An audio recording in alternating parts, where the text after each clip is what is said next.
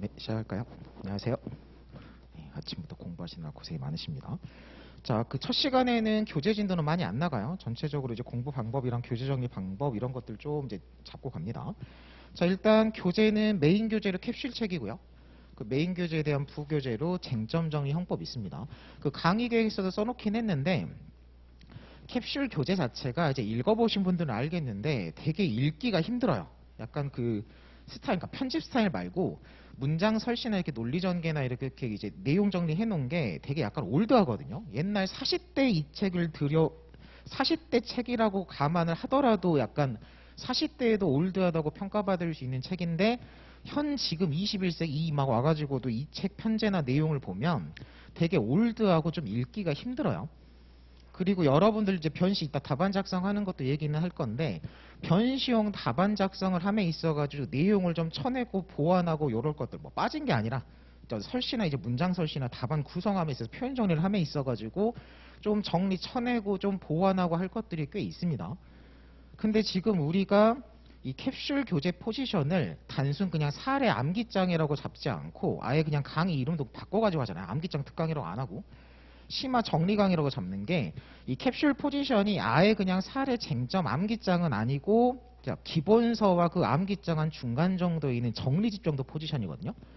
그래서 지금 강의 이름도 뭐 심화 정리 강의라고 굳이 막 제가 우겨가지고 바꾼 게 캡슐 교재 포지션 자체가 한 정리집 정도 되는 거예요. 그러니까 어떻게 돼요? 가장 원래 시험장까지 들고 갈 교재의 가장 원칙은 기본서예요. 왜냐하면 내가 시험 전날이든 뭐 일주일 전이든 갑자기 막 떠올른 쟁점에 대해서 막 판례 같은 걸 막 찾아보고 할 일이 있을 때 기본서라고 하는 거는 뭐요? 그렇게 찾아볼 일이 있을 때 찾아보면 그 책에 어쨌든 어딘가에 있으니까 기본서거든요. 근데 시험장용 교재로 최종적으로 들고 간다고 했을 때는 내가 선사기죠. 선택형도 아니에요. 선사기 전체 시험에서 필요한 내용이 있을 때 어쨌든 그 교재에 언급이 돼 있어야 그게 기본 교재가 될 수 있는 거고, 그래서 시험장 대비용으로 시험 대비용으로 교재 기본 원칙은 원래 기본서예요. 근데 이제 기본서가 너무 두껍고 헤비하니까 그나마 이제 차선책으로 기본서에 가름해서 잡을 수 있는 걸 이제 정리집 포지션으로 보는 거거든요. 그래서 딱 그 포지션에 걸리는 책이 지금 여러분들 수험서 중에 캡슐밖에 없어요. 캡슐 외에 나머지 책 같은 경우는 진짜 그냥 이제 암기장 쪽으로 가버리는 거여가지고 너무 빠진 게 많아가지고 그 쟁점 암기장 같은 걸 잡아버리면 추가로 좀 보완해야 될 거리 너무 많아집니다. 그럼 오히려 이제 기본서를 한 권 보는 것보다 그렇게 막 추가해버리면 양이 더 늘어나기도 하거든요. 그래서 딱 캡슐을 가지고 지금 일순환 정리 강의를 진행하는 거야. 대신에 이제 설시 같은 것들 좀 표현, 수정하고 이런 것들이 생각보다 많고 답안용으로 표현 정리할 게 너무 많기 때문에 수업을 들어보시면 아시겠지만 수업에 좀 과장해가지고 한 3분의 1 이상 정도가 교재를 쳐내고 수정하고 보완하고 정리하고 이쪽으로 가요. 근데 그거를 지금 우리가 기본 강의 기본서 가지고 원래 하는 거에 가름해서 진행하는 건데 기본 강의 같으면 우리가 지금 막 한 달 넘게 한 달 내내 막 이런 걸 기본 강의로 예비순환 같은 걸로 잡을 건데 그 해당 진도를 어쨌든 책이 줄여져 있기 때문에 같은 내용 보는 거죠. 그걸 지금 우리가 13일 만에 끊어쳐야 되기 때문에 이 교재 자체에서 문장을 고치고 수정하고 막 이렇게 갈 것 같으면 너무 오래 걸려요. 그리고 책이 너무 지저분해져요. 보는 게 힘드니까. 어쨌든 교재는 끝까지 보려고 하는 건데 책이 또 너무 지저분하면 힘들거든요. 그래서 이제 부교재를 아예 따로 붙여버리는 거예요. 이 부교재 출발이 그 이제 이 이인규 박사님 교재 기본서 강의할 때 이제 정리 자료로 나가던 것들이거든요. 그걸 캡슐 강의할 때도 같이 활용해가지고 겹쳐가지고 같이 나가던 건데 그 자료를 쫙 묶어놓은 게 부교재예요. 그러니까 이 부교재 컨셉 자체가 아예 그 이인규 박사님 기본서랑 캡슐 강의를 하면서 이 교재를 보완하려고 만들어 놓은 거여가지고 교재 자체의 독립성으로 완결성은 떨어집니다. 이것만 부교재 쟁점 정리 형법만 가지고 변시되면 안 되거든요. 그래서 아예 캡슐하고 붙여가지고 같이 공부하라고 만들어 놓은 책이고 캡슐을 정리함에 있어가지고 좀 수정 보완할 걸 좀 더 시간 절약하고 깔끔하게 하기 위해서 부교재를 붙여버리는 거예요. 그래서 왔다 갔다 합니다. 수업 시간에. 이 부분은 아예 그냥 부교재 이런 걸로 대체해버리세요. 막 이런 것도 생각보다 많거든요. 그래서 부교재도 아예 그냥 부교재긴 한데 메인 교재라고 생각하고 수업 시간에 계속 가지고 다니시고 공부할 때도 부교재까지 정리를 끝낸다고 생각하셔야 돼요.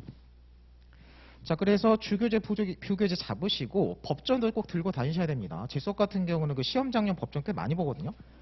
그리고 이따 수업 때도 얘기하겠지만 형법을 공부하다 보면 그리고 여러분들 시험은 당연히 시험 자체가 특별법도 직접적인 시험법에 포함되기 때문에 형법 수업에 판례 같은 거 보다 봐도 은근히 특별법이 많이 나와요. 지금 수업 이제 진도 들어가면 바로 첫 페이지부터 막 특별법 얘기하는 게 나오거든요. 그러면 당연히 여러분들이 사법시험이니 무슨 법원행위시니 이런 걸 보는 사람들이면 사법시험만 해도 사법시험 2차 사례에서 특별법은 시험범위에 포함 안 됩니다. 포함 안 된다는 얘기는 뭐예요? 사례를 풀 때 이 사람의 죄책을 논하시오. 여러분들 문제나 사법시험 문제나 똑같아요. 사례 문제 이런 것들 죄책 논하라고 나오는 거 사실관계도 똑같고 쟁점도 다 똑같거든요. 근데 무슨 차이가 있어요? 사시 같으면 그냥 형법상 죄책만 의율하면 돼요. 이게 무슨 폭처법이니 특가법으로 가중처벌되는 사안이라 하더라도 그 부분에 대한 설시를 그냥 그냥 빼버리고 그냥 형법상 뭐가 된다 이렇게 써버려도 맞는 답이에요. 근데 여러분들 시험 그게 아니라 특별법까지 메인으로 고려해가지고 가중처벌 우선 적용되는 특별법이 있으면 그냥 형법상 무슨 범죄가 아니라 특별법 뭐가 성립한다 이렇게 써야 맞는 답이거든요. 안 쓰면 누락이죠. 누락이면 감점이니까. 그러니까 당연히 뭐예요? 형법 공부를 하는 와중에 이렇게 중간중간에 언급되는 특별법도 사법시험 같으면 이거는 우리는 안 써도 되니까 고려 안 해도 되니까 그냥 지워버리세요 하거나 그냥 가볍게 보고 넘어가세요라고 하지만 여러분들 시험에서 그냥 같이 정리하셔야 돼요.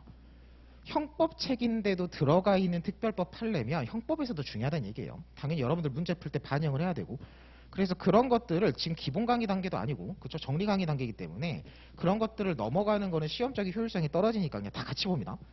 그런 것들을 다 같이 볼 때 항상 법전 같은 거를 찾아가지고 기본 조문 내용을 확인하고 이제 설명이 들어갈 거니까 그런 식으로 법전을 꽤 많이 보는 편이니까 좀 무겁더라도 웬만하면 시험장용 법전 들고 다니세요. 그리고 기본 강의 단계도 아니고 여러분들 지금 단계면 시험장용 법전 보셔야지 무슨 막 한글 형사법 법전 막 이런 거 있죠. 얇은 거 막 그딴 거 보시면 안 돼요. 그래서 그 세 가지는 항상 들고 다니시고 자료는 뭐 추가 자료 같은 건 생각보다 많이 안 나갑니다. 안 나가요 그냥. 정말 특이한 사항 아니면 안 나갑니다. 막 수업하다가 막 바뀌고 이런 거 아니면. 자 수업 시작하기 전에도 얘기했는데 형법 같은 경우는 최근에 최신 판례가 많이 나오고 판례가 막 바뀌는 것도 많죠. A급 쟁점 중에서도. 형사법 같으면은 개정법이 계속 나오잖아요. 요새 하도 난리여가지고. 근데 그런 것들을 어떻게 수험적으로 접근하시면 되냐면 나올 때마다 반영하려고 하면 여러분들 되게 생각보다 괴로워져요. 워낙 요새 자주 나오고 자주 바뀌고 하기 때문에 그게 막 중요 판례가 뜨고 법이 개정되고 하면 신문기사에 바로바로 뜨고 여러분들이 인터넷에서 바로 접하게 되잖아요.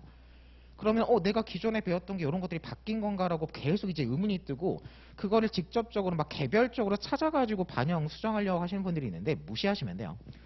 일단 출간된 교재 여러분들이 수업에서 다루고 있는 메인 교재로 정리를 하고 판례가 바뀌더라도 법이 개정되더라도 여러분들 공부 방향이 어떻게 돼요? 바뀌었으니까 기존 거를 지워버리고 바뀐 것만 보는 게 아니라 일단 바뀌기 전 거부터 정리해야 돼요. 바뀌기 전 거를 정리하고 바뀌기 전에 판례, 바뀌기 전에 법이 요런 문제가 있고 요런 걸 반영해서 요렇게 바뀌었다. 그러니까 개정 전 개정으로 어차피 시험적으로는 둘 다 같이 정리해야 되거든요. 그러니까 어떻게 돼요? 일단 가지고 있는 교재, 그러니까 변경이 되기 전 판례나 변경이 되기 전 법률 내용을 일단 착실하게 공부를 하고 최신 판례랑 개정법은 한꺼번에 몰아서 가야 돼요. 바뀔 때마다 여러분들이 개별적으로 반영하면 당연히 누락이 생겨요. 여러분들이 반영하는 한계가 있으니까. 신문기사에서 뜨는 것만 가지고는 수험 반영이 안 되죠. 당연히 수험적으로 신문기사에서 이슈가 되지 않더라도 수험적으로 반영해야 될 것들이 생각보다 있거든요. 그리고 신문에서 사회적으로 중요하다고 다루는 것과 수험적으로 중요한 것도 별개예요. 사회적으로나 실무적으로는 되게 중요한 막 변경이고 하더라도 수험적으로 그냥 객관식 한 지문 이런 것도 많거든요. 그러니까 그런 것들을 수험생들이 개별적 개인적으로 반영하는 거는 오히려 효율이 떨어지고 위험합니다. 그러니까 그런 거를 아예 그냥 끝까지 몰아가지고 한꺼번에 다루는 강의가 아예 최신 판례 강의가 7월에 개설이 돼 진행이 되잖아요. 그러니까 제목은 최신 판례 강의인데 당연히 형사법은 최신 판례, 그러니까 특히 형사법까지 해가지고 최신 판례랑 개정법까지 같이 다뤄요. 그래서 지금 막 개정되고 바뀌고 하는 것들은 지금 단계에서 신경 쓰지 말고 그 7월에 강의에서 다루는 거 가지고 한꺼번에 정리하고 끝내겠다 이렇게 가셔야 돼요. 그럼 당연히 그 최신 판례 개정법에서 다루는 교재 강의 자료에서 제가 판단해가지고 최신 판례 중요한 거 개정법 다 해가지고 정리해가지고 막 비교할 것은 비교까지 해가지고 드리겠죠. 그걸 수업 시간에 설명도 하고. 그래서 중간중간에 바뀌는 것들 일단 무시하고 그 최신 판례 개정법 강의에서 다루시면 됩니다. 그러니까 너무 그런 거 중간중간에 신경 쓰지 말고 지금 하는 공부가 중요해요. 자 그리고 나서 일단 캡슐 3페이지는 펴두시고요. 첫날은 이제 교재 진도는 안 나가요. 자 가볍게 그냥 공부 방향 정리만 가볍게 좀 하고 가죠.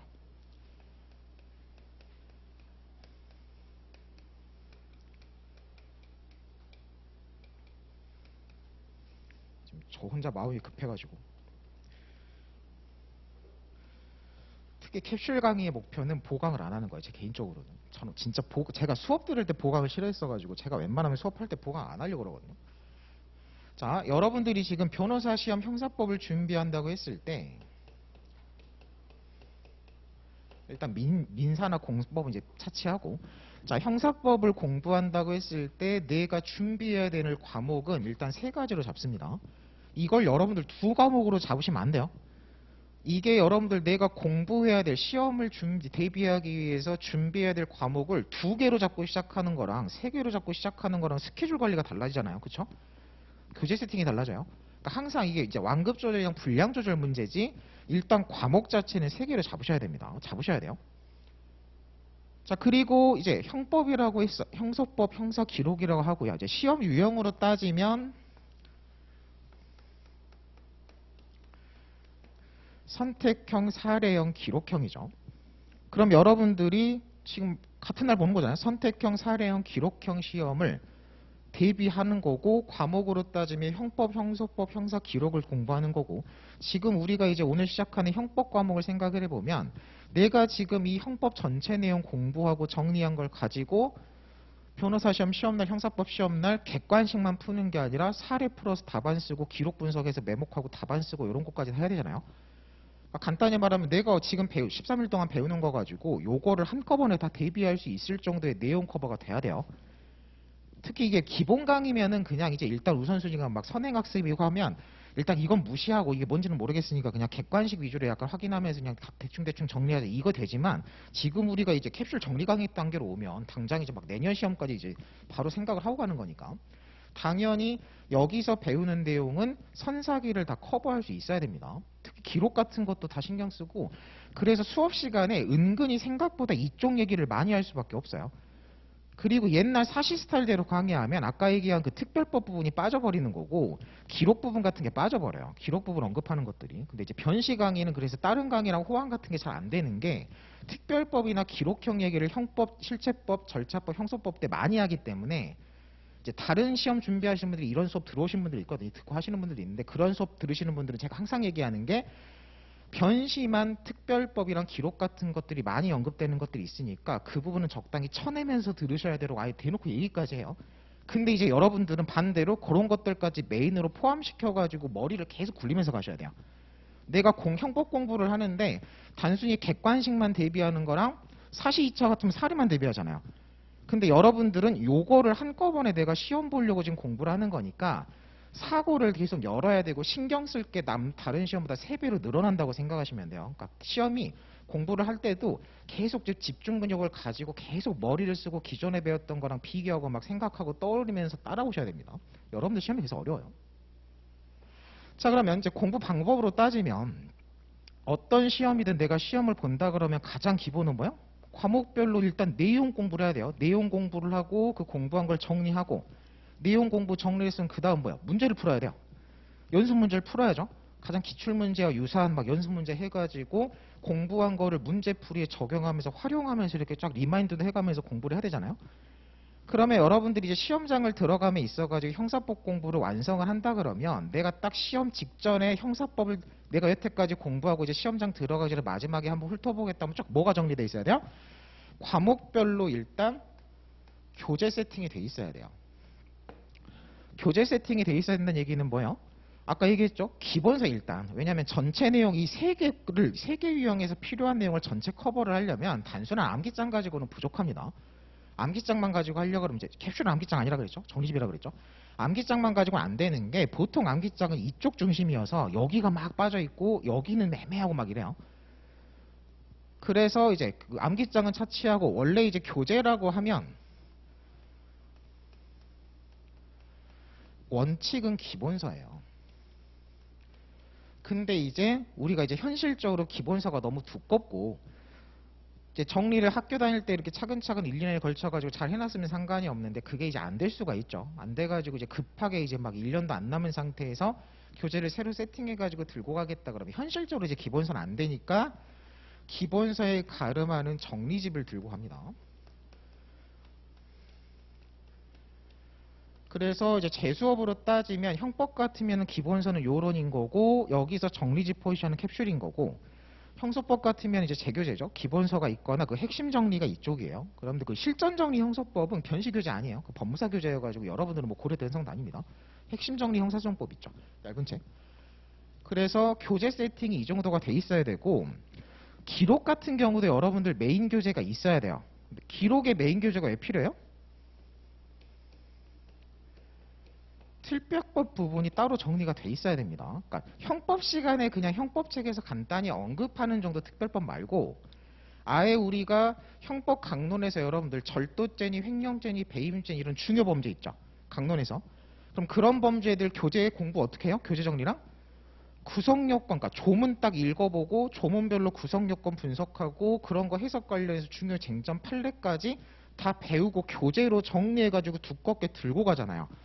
그럼 이런 특별법도 특히 부정수표 단속법이랑 교통사고 관련 도교법, 특가법, 교특법 이런 것들 있죠. 그런 중요 특별법에 한해서는 형법 강론 중요 범죄 정리한 책을 정리해서 가져가듯이 그 특별법 부분에 대해서 교재 정리가 필요합니다. 그러니까 내가 변시 시험장을 당장 내년에 들어갈 건데 내년 내후년에 들어갈 건데 이 부분이 지금 백지라는 거는 이 부분을 지금 대충 그냥 운에 맡기고 시험장에 들어가는 거. 시험을 운에 맡기고 들어가는 거 없죠. 준비를 착실히 한다고 했을 때. 그러니까 다른 거는 차치하더라도 이걸 과목을 잡는 게 이런 것들을 정리할 생각을 해야 돼요. 이거를 세 번째 과목을 안 잡아버리면 이런 게 내가 지금 잡혀 있냐를 체크하는 기회 자체가 없어요. 그래서 이 세 번째 과목 잡으셔야 돼요. 물론 분량은 얘들보다 훨씬 적죠. 그리고 플러스 알파가 있어야 돼요. 그래서 저 같은 경우는 형법도 기본 강의 일순환, 형소법도 기본 강의 일순환을 하지만 기록 같은 경우도 기본 강의를 해요. 그럼 기록 기본 강의에서 다루는 메인이 뭐겠어요? 이쪽이에요. 기록 기본 강의가 한 10일 정도 진행을 한다 치면 특별법이 한 3일, 4일까지 합니다. 그럼 나머지는 뭐겠어요? 이제 절차 정리, 기록 보면서 여기서 배웠던 절차니 증거법 같은 거 다시 한번 기록용으로 쫙 한번 다시 정리하면서 이제 메모법 같은 거 약간 실전 답안 작성법 이런 거 하는 거거든요. 그럼 그런 거 이제 하루씩 주제 잡아가지고 한 5일, 6일 하고 나머지 4일, 5일, 3일은 특별법이에요. 그 정도로 메인입니다. 그래서 저 같은 경우는 특별법 특강을 따로 안 하는 게 아니 기본 강의에서 메인으로 절반 다루는 건데 그걸 뭐 특강이라는 건 일단 정규 기본 강의 이런 거에서 못 다루는 걸 주제 잡아서 하는 거지 메인으로 아예 다뤄버리는데 무슨 특강을 할 필요가 없는 거예요. 자, 어쨌든 그래서 기록이라고 하면 여기도 기본서에 가름하는 거예요. 근데 이제 기본서까지는 아니고 정리집 정도죠. 왜냐면 이제 실체법이나 절차법 필요한 거는 이미 여기서 정리가 끝나버려요. 그러니까 여기서 정리가 안 되는 거 위주로 가니까 딱 메인이 특별법으로 잡히는 거예요. 자, 근데 이제 추가로 좀 보면 그래도 좀 정리가 필요한 게 막 교재가 두껍게 세팅되는 건 아니에요. 근데 한 번 정도라도 하루 온종일 딱 잡아가지고 하루 정도는 세팅을 해야 되는 공부를 해야 되는 게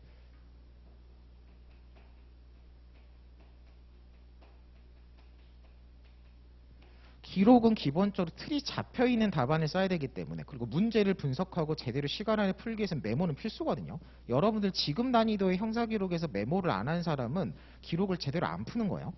가끔 그 형사기록 메모 같은 거 필요 없다라고 이상한 조언하는 변호사들 보면 보통 기수가 한 1회부터 5회 정도 될 거야. 거기서 보신 분들은 기록 안 해도 됐어요. 근데 이제 이미 7회 넘어가면서부터 메모를 안 하면 시간 안에 못 푸는 문제예요, 여러분들. 자, 어쨌든 이런 식으로 딱 정리해서 보통 이제 기록 같으면 이건 기본 강의에서 다뤄요. 일순환 강의는 정리 강의 아니에요. 일순환 강의는 그 노수환저 책 교재 컨셉을 생각해 보시면 노수환저는 기본서나 정리집에 가름하는 내용 정리 책이 아니에요. 요런 게 정리된 책이 아니라 노수환저는 딱 기본적으로 뭐야? 형법, 형소법 사례집 포지션이에요. 사례집 포지션. 모의고사랑 변시 문제를 다 쪼개가지고 문제를 쪼개가지고 카테고리별로 그냥 정리해놓은 책이잖아요. 그러면 여러분들이 형법, 형소법 공부한 교재 세팅하고 대비를 보면 그건 이쪽에 잡히는 게 아니라 문제풀이 사례집에 잡혀요. 그리고 지금 기록 일순환이 노수환저로 가죠. 그럼 아예 내가 요게 공부가 안 된 사람은 여러분들 형법 기본 강의 같은 거 내용 정리 하나도 안 하고 갑자기 형법을 사례집부터 푼다 그러면 여러분들이 주변 사람들에서 말릴 거잖아요. 아니 내용 정리도 하나도 모르는 애가 기본 개념도 모르는 애가 무슨 문제집을 가냐 이렇게 가죠. 그럼 노수환저도 똑같은 게 어쨌든 이게 뭐 교재를 다 뭐 특강 같은 걸로 따로 쪼개서 갔든 뭐 제 기본 강의 같이 해가지고 통으로 정리했든 어쨌든 이게 정리된 상태에서 노수환저 일순환으로 넘어가야지.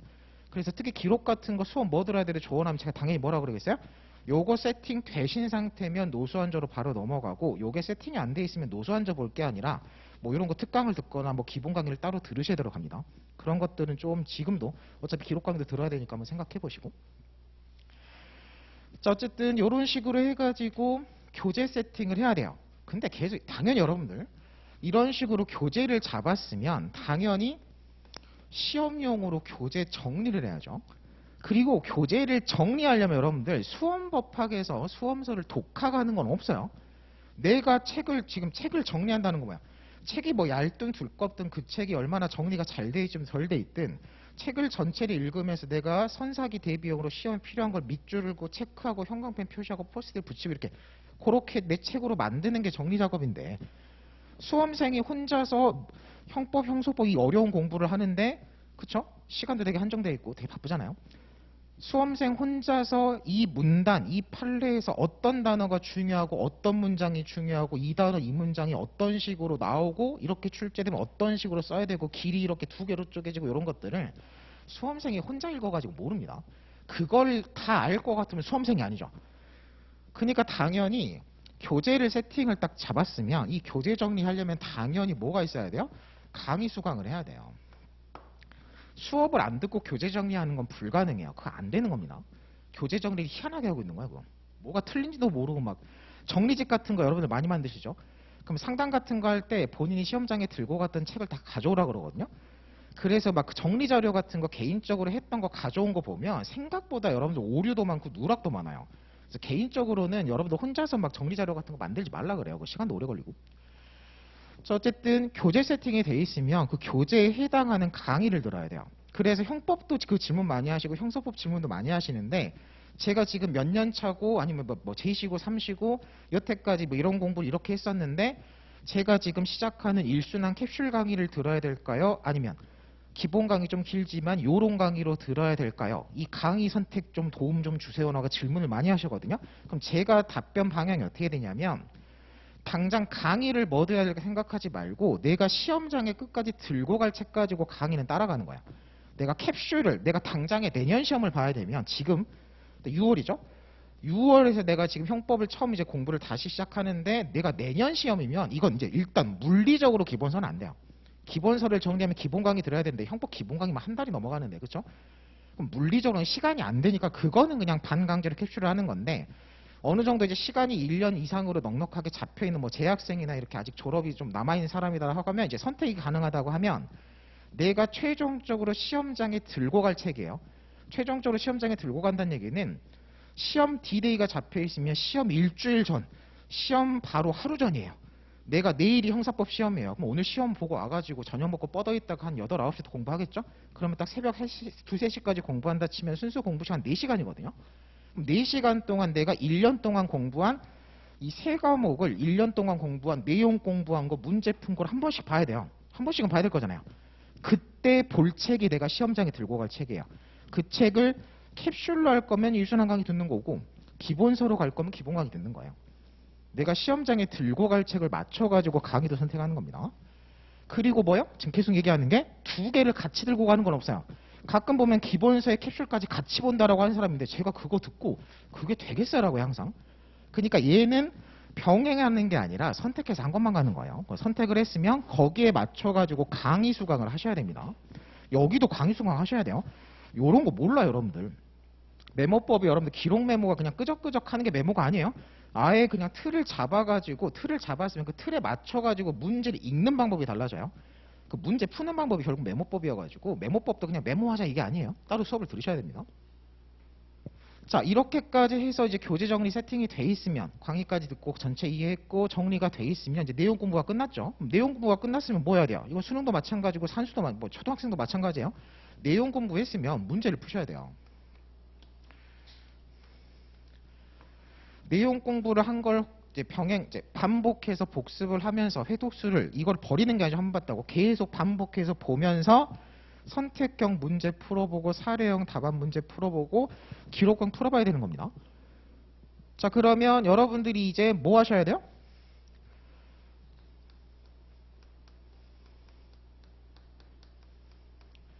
문제를 풀어봐야 되는데 당장에 여러분들 내년 시험 생각하면 지금 몇 개월 남았어요? 뭐 7개월이죠? 뭐 7개월도 아니에요. 그냥 뭐 이제 12월은 마지막 최종 정리하고 한 11월 해서 12월 초까지 끝낸다 그러면 대충 이제 나오죠. 한 반년이에요, 반년. 자, 반년 동안 이제 요거 안 돼 있는 거 구멍 나 있는 거 정리하고 내년 1월 이제 시험장 들어가려고. 그리고 나서 이제 그거 바탕으로 문제까지 풀어야 되면 분량을 한정해야 돼요. 가끔 보시면 막 당연히 여러분들 문제풀이 하면 이거부터 시작하는 게 맞아요. 이게 진입장벽이 제일 낮고 이게 일단 간단하게 이런 거랑 병행해서 풀 수 있으니까. 뭐 객관식 같은 거 이제 문제 푼다고 하면 가끔 보시면 뭐 이렇게 두꺼운 거 해가지고 막 변시 기출에 법전원 기출에다가 막 옛날 사시 기출에 무슨 법행 기출까지 막 와 이렇게 해가지고 양 늘려가지고 보시는 분들이 있는데 그렇게 보면 어떻게 돼요? 그렇게 하면 선택형은 좋은데 사례 기록에서 구멍 나요. 그러니까 시험에서 필요한 게 100, 100, 100이면 여러분들이 막 잘 봤던 수능 시험이니 다른 시험 같으면 일반적인 시험에서는 시험에 필요한 분량이 100, 100, 100이라 그러면 항상 시험장에서는 내가 좀 소홀한 게 나오고 내 컨디션이 떨어져 있으니까 그걸 대비하기 위해서는 시험에 필요한 게 100이면 120, 120, 120 공부하는 게 맞아요. 원래 일반적인 시험이면. 근데 변시는 뭐예요? 한 번에 공부에서 대비해야 되는 유형이나 공부 양 자체가 워낙 많고 지금 수험 기간 자체가 너무 짧아요. 물리적으로 짧아요. 그러니까 물리적으로 120을 소화하기에는 물리적으로 시간이 안 나와요. 여러분들 어떤 개인적인 성실도나 능력 문제가 아니거든요. 그건 객관적 분량은 건드릴 수가 없어요. 그러니까 여러분들이 처음에 공부 계획을 잡을 때부터 어떻게 생각하셔야 되냐면 시험에 필요한 게 100이면 8로 잡으셔야 돼요. 그렇게 생각하면 뭐겠어요? 객관식 같은 것도 양을 늘리면 늘릴수록 좋은 거긴 하지만 당장에 내가 요구할 것도 생각을 해야 되니까 적당히 쳐내야 돼요. 그럼 쳐낸다고 했을 때 뭐야? 쳐내려면은 우선순위가 있어야 돼요. 일단 이거부터 하고 전체 돌린 다음에 좀 여유가 생기면 추가로 돌리고 이렇게 가셔야 되거든요. 그럼 그렇게 따지면 문제풀이의 가장 기본은 뭐야? 가장 우선은 뭐야? 여러분들 시험은 그래서 어쩔 수가 없어요. 기출문제 한정이에요. 다른 시험이면 인접시험 같은 거 막 다른 공무원 시험 다 끌어다가 보거든요. 공부할 때. 공무원 시험 같으면 1년 과정에서 문제만 몇천 문제를 풀어요. 막 7급 시험 준비한다 해도 9급 보고 막 다른 경찰 시험 보고 막 변시 문제까지 갖다 풀고 막 해가지고 막 1년에 몇백 몇천 문제를 풀거든요. 근데 여러분들은 그게 안 돼요. 그냥 물리적 시간이 안 돼요. 그거 하다 끝나버리니까. 그래서 일단 우선순위는 변시 기출이에요. 제가 수업 시간에 언급하는 기출은 모의고사는 그냥 법전원 모의고사는 모의고사라고 기출이라고도 안 해요. 정말 딱 11년짜리 그 기출문제 말하는 겁니다. 그래서 정리 세팅이 됐으면 일단 변시 기출문제 선택형 객관식 풀고 그 다음에 1회부터 11회까지 변시 사례 풀고 1회부터 11회까지 변시 기록 풀어야 돼요. 그리고 여기까지 3개가 다 되고 나서도 이제 여유가 있으면 그 다음은 뭘로 가야겠어요? 법전원 모의고사로 가야 돼요. 근데 여러분들 모의고사도 생각을 해보면 모의고사가 1년에 문제가 3개씩 쌓여요. 그렇잖아요. 그러니까 이것도 그냥 막연하게 5개년 풀어야지 이런 건 안 되는 거예요. 그거 되는 사람은 이상한 사람이에요. 5개년 풀 시간이 있으면 민법 공부해야지 이런 거 풀고 있을 때가 아니에요. 그렇죠? 우선순위가 있으니까 과목에서도 민사가 제일 양이 많고 민사가 제일 항상 밀리잖아요. 그럼 이런 거 막 5년 거 할 시간 있으면 민법 상법 밀린 거 해야지 무슨 형법 객관식 뭐 5년 전 걸 풀고 있어요. 법전원 모의고사도 시험이 1년에 3개씩 쌓이기 때문에 우선순위가 있어야 돼요. 일단 얘부터 돌리고 그 다음에 뭐겠어요? 1개년이에요. 내가 내년 시험을 준비한다 그러면 올해 6, 8, 10모 정리하는 거예요. 당연히 선택형, 사례형, 기록형이고 시간이었으면 이제 채점 기준표 같은 거 대입이긴 하지만 구해가지고 보죠. 그 정도라도 훑어보고 들어가야겠죠. 그리고 나서 1개년을 하고도 혹시라도 여유가 되면 한 3개년 정도야. 근데 실제로 공부를 해보신 분들은 알아요. 요거를 3개년 정도로 그러니까 한 바퀴 돌리고 여유가 돼서 1개년 돌리고 또 여유가 돼서 3개년을 돌릴 수 있는 수험생은 없어요. 그건 없습니다. 제가 지금 변시 수험생만 지금 반올림 해가지고 10년 동안 보고 있는데 이런 거를 할 수 있는 당장 내년 시험이고 지금 단계에서 내년 시험 준비하는 사람들이 이런 것까지 할 수 있는 사람은 없어요. 아까도 얘기했죠. 그 시간에 민법 해야 돼요. 상법이랑 민소법이랑 공기록 막 밀리고 빵꾸난 거 봐야고 선택 과목 봐야 돼요. 딱 여기까지야. 자, 그리고 문제풀이도 생각하셔야 될 게 여러분들 요거를 잘 생각하셔야 돼요. 객관식 문제풀이는 뭐예요? 뭐 진도별로 정리된 걸 보든 통문제를 보든 어쨌든 오지선다 문제를 답을 가리고 문제를 풀어가지고 정답을 찍어놓고 이제 가렸던 거 펴가지고 내가 일단 답을 맞췄는지를 체크하고 맞았든 틀렸든 정답 지문만 보는 게 아니죠. 공부 단계에서는 당연히 나머지 그러니까 전체 오지선다를 5개 지문을 그 지문을 때려 외우는 게 아니죠. 그 지문이 출제가 된 규정 판례를 가지고 해설을 정리하는 거죠. 기본적으로. 물론 지문도 좀 개별적으로 정리하는 거 있지만 어쨌든 문제 풀고 정리하는 게 기본 해설 정리예요. 그러면 순서가 말 그대로 생으로 문제 풀고 맞았냐 틀렸냐 채점해보고 해설로 돌아가가지고 필요한 거 당연히 기본적인 내용은 다 여기서 있는 거니까 여기 정리가 세팅이 돼 있으면 된 걸 가지고 가면 여기 교재 정리는 생각보다 분량 정리가 그러니까 밑줄 그렇게 많지 않아요. 여기서 좀 빠져 있는 거거나 여기서 부족한 표현 같은 거 가볍게 그냥 간과하고 봤는데 여기서 중요하게 나와서 틀린 거 막 이런 것들만 좀 체크가 되겠죠. 그리고 이걸 정리하면서 이 규제를 한번 같이 본다 그랬잖아요. 그럼 여기다가 정리할 게 아니라 기본적으로 여기다 덧대고 표시하는 식으로 가겠죠. 기본 교재 정리는. 그야말로 여기는 약간 사이드로 가는 거예요. 분량을 줄여야 돼요. 볼 게 많으니까. 자, 그러면 그런 식으로 내가 객관식 문제를 풀어봤고 정리했다고 하잖아요. 객관식 문제 풀어봤어요라고 하는 질문에는 뭐가 다 포함되는 거 방금 얘기한 과정. 생으로 풀고 맞춰보고 해설 정리까지 하고 딱 나중에 내가 객관식 풀어봤던 거 시험 직전에 한번 훑어보겠다 했을 때 한 30분 1페이지부터 마지막 페이지 한 30분 정도 쫙쫙쫙 넘기면서 체크 그냥 눈으로 훑고 쫙쫙쫙 넘어가야 돼요. 그 정도까지 정리하는 거죠. 그러면 또 사례 문제를 풀어봤다라고 해서 풀어봤습니다라고 답을 하려면 여기도 지금 어떤 과정이 지금 포함되어 있는 거예요? 가끔 사례 문제 풀어봤어요라고 되게 자신 있게 대답해가지고 제가 좀 구체적으로 막 물어봐요. 어떻게 물어봐요? 답은 하나요. 답안 써봤냐예요.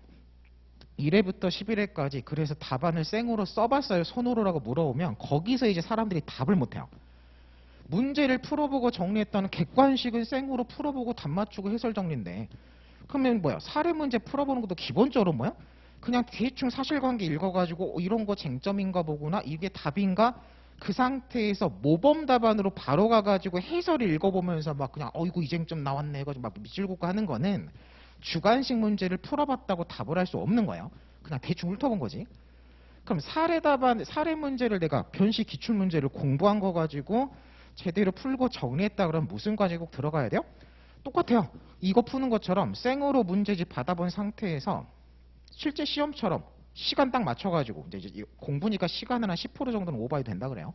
시간을 좀 넉넉하게 잡아가지고 생으로 문제 풀고 답안 작성이 죽이 되든 밥이 되든 뭐가 빠지든 틀리든 일단 내 손으로 써보고 그리고 나서 모범 답안 펴가지고 내 답안하고 맞춰보면서 내가 뭐는 제대로 했고 뭐는 틀렸고 뭐는 아예 생으로 누락했고 아이고 이런 거 이렇게 쓴다고 이렇게 되는 거죠. 그런 것까지 읽어 맞춘 다음에 그 다음에 이제 모범 답안에다 밑줄 긋고 체크하고 교재에 넘어가가지고 아이고 이런 건 이렇게 쓰는 거구나 덧대고 표시하고 이렇게 가야죠. 자, 그래서 뭐가 꼭 들어가야 돼요? 주관식은 답안 작성이 들어가야 돼요. 요런 거를 다 해야 되니까 요런 거 할 시간 없어요. 아까 요건 내가 지워버렸잖아요. 할 시간도 없으니까. 그럼 당연히 기록도 마찬가지입니다. 기록은 심지어 뭐가 들어가요? 메모를 해야 돼요, 여러분들. 메모해야 돼요. 메모법을 그냥 수업만 이렇게 따라가서 듣는다 그래가지고 메모가 되는 거 절대 아니에요. 그거 되는 사람 없어요. 자, 그래서 기록은 메모까지 해가면서 문제 실제 시험 문제 메모 용지까지 해가지고 짜서 한 다음에 역시 똑같아요. 답안 작성해보고 그 다음에 이제 해설 정리로 가는 거죠. 그래서 문제를 풀었다고 내가 이제 문제풀이까지 내년 시험 대비를 해가지고 제대로 공부를 했다라고 질문을 하면 요게 돼 있습니다. 요거까지 하면 시간이 없어요. 그러면 진짜 이런 것들은 보통 신모 정도는 들어가시잖아요. 내년 시험 대비한다고 치면. 그러면 이제 신모는 내가 본 시험이니까 어쨌든 똑같이 해설 정리만 하면 되는 거고 채점 기준표 가지고 6모, 8모 정도는 쓸 시간은 없으니까 객관식 정도 풀어보고 그냥 사례는 읽어보고 그냥 머릿속에 떠오르는 게 답안 정도 정리하고 기록은 뭐 메모까지만 왜냐면 메모까지만 해도 답은 다 맞추거든요. 쟁점 잡고 쓰는 것만 시간이 걸리는 거지. 그래서 메모까지만 뭐 해보겠다 해가지고 6, 8, 10모 딱 정리해서 내년 시험장 들어가시면 돼요. 물론 이제 여기다가 최신 판례는 추가하셔야죠. 아까 얘기한 것처럼.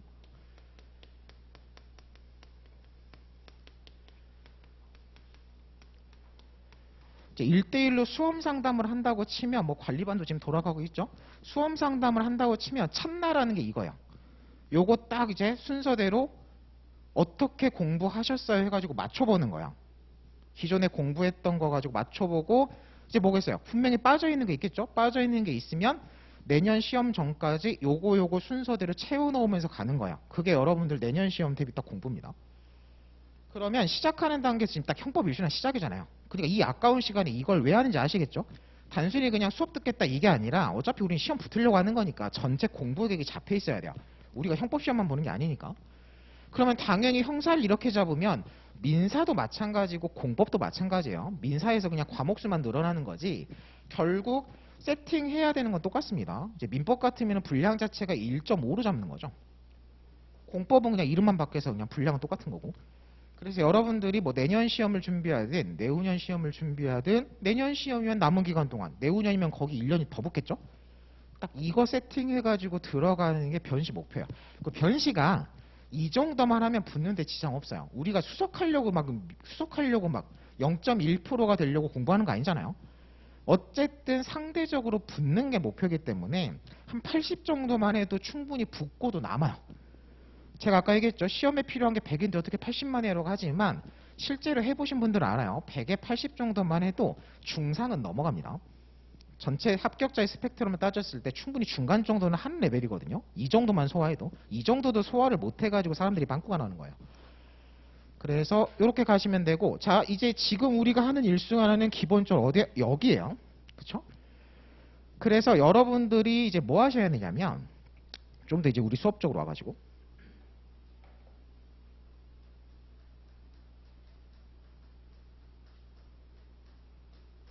이번 강의를 들을 때 우리가 딱 이제 오전 수업으로 깔려 있죠.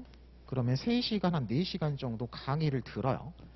그럼 여러분들 딱 오늘 가가지고 계획을 세워보세요. 오늘은 교재 진도도 많이 안 나가니까 교재 복습할 건 많이 없어요. 시간적인 여유가 있으니까 오늘 이 세팅을 끝내셔야 돼요. 내 1년 계획을. 강의를 들으시고 점심 먹고 집에 들어가가지고 이제 점심 먹고 독서실 가가지고 일단 교재 정리를 하셔야 됩니다. 이제 교재 정리 방법 같은 거 바로 이해서 할 거거든요. 딱 좀 이제 교재를 이렇게 정리라고 시키는 게 있어요. 이제 그걸 좀 자기 스타일대로 변형을 해도 되고. 어쨌든 수업 시간에 한 걸 가지고 교재를 하는 거니까 수업 끝나자마자 바로 하셔야 돼요. 왜냐면 이거를 다음 날로 미루고 해버리면 수업 시간에 뭘 체크하라고 했지를 까먹어 버리니까. 그러니까 일단은 기본은 최대한 수업 시간에 하는 거겠죠.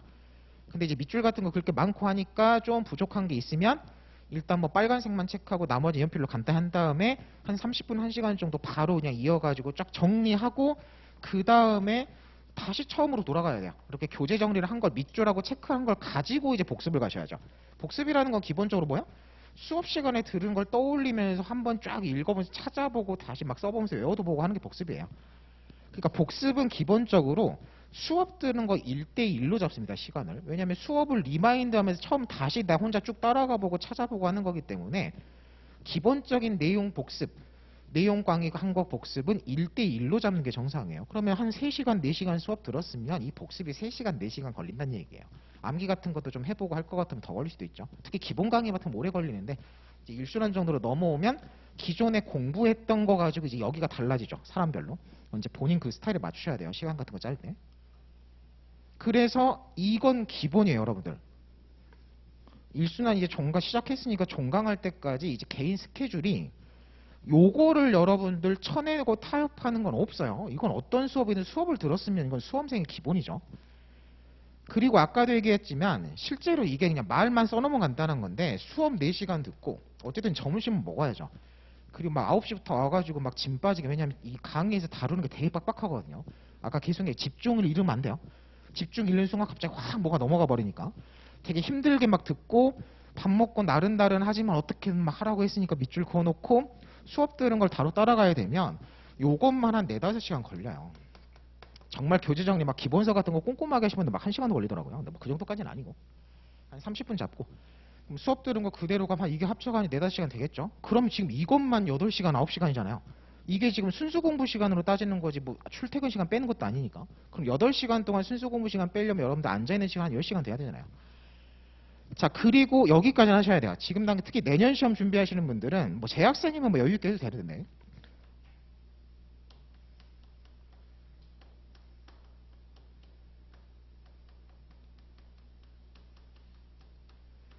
이 정도까지는 기본으로 하세요. 아까 얘기했죠? 어쨌든 우리가 시험장 들어가려면 수업 듣고 정리하고 문제는 풀어야 돼요. 순서대로. 그리고 순서는 이대로 가는 게 맞아요. 일단 객관식부터 풀고 그 다음에 사례 풀고 그 다음에 기록은 제일 마지막이에요. 왜? 기록이라는 건 요게 일단 기본으로 한 바퀴씩 돌아가야 써지는 거기 때문에 이런 거 전에 기록 먼저 하는 거 효율이 떨어지거든요.